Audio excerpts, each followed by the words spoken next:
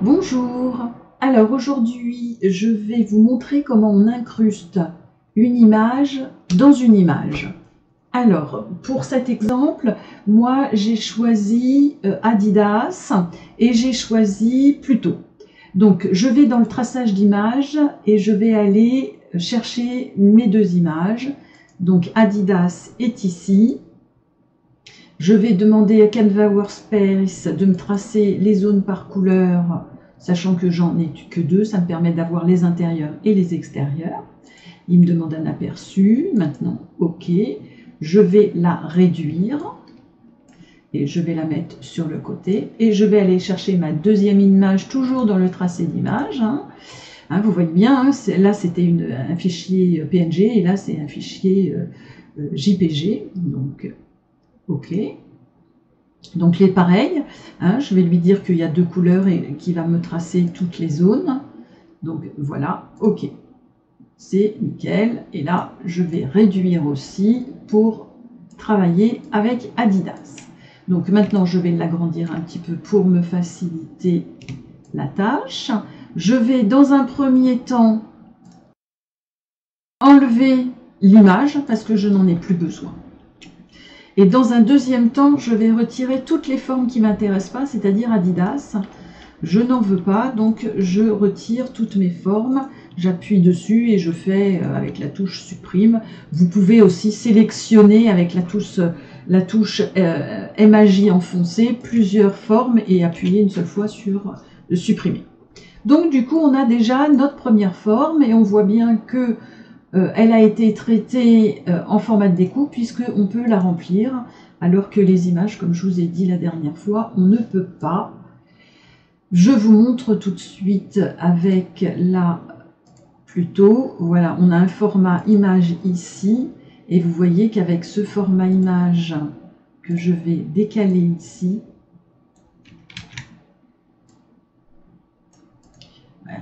il faudrait que je réussisse à avoir que l'image, voilà. On ne peut rien faire, vous voyez, on n'a aucune fonction. La seule chose qu'on peut faire, c'est éventuellement la cacher. Mais là, nous, on va la supprimer directement puisque ça ne nous intéresse pas. Nous, on va prendre cette image-là que l'on va agrandir maintenant. On va... alors moi, j'aime bien travailler en couleur, comme ça je vois bien. Donc, je vais mettre mes formes que j'ai besoin en couleur.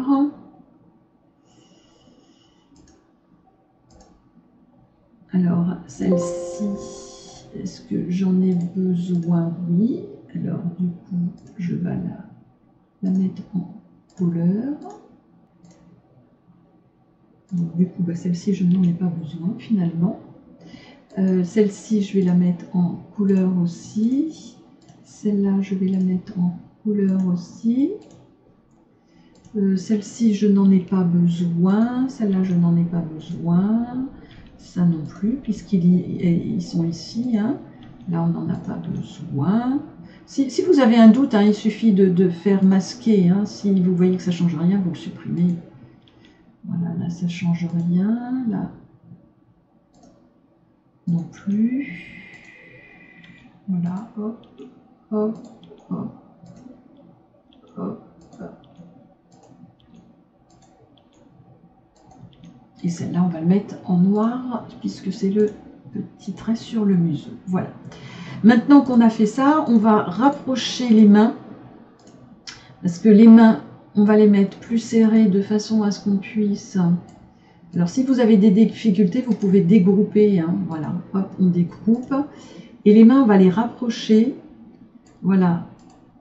De façon à pouvoir les fusionner et à faire le contour. Voilà, là c'est pas mal. Donc on resélectionne tout, on resélectionne plutôt. Et là on va faire fusionner. Voilà, comme ça on a une même et seule image. Une fois qu'on a fait ça, on va la redimensionner un petit peu.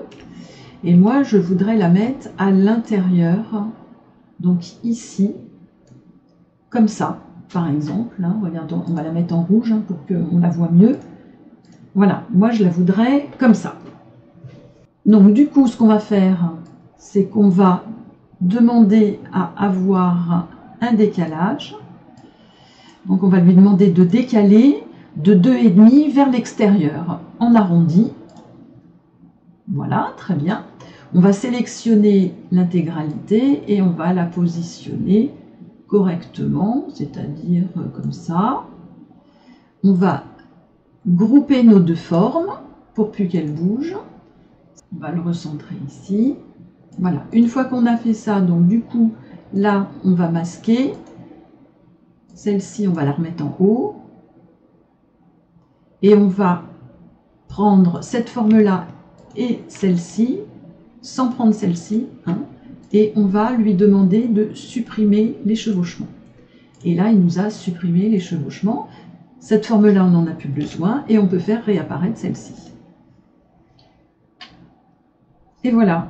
Et vous avez l'incrustation de votre Pluto dans votre logo. Donc vous pouvez utiliser le même principe sur toutes les images où vous voulez faire une incrustation dans une image. Voilà, maintenant vous savez faire. À bientôt!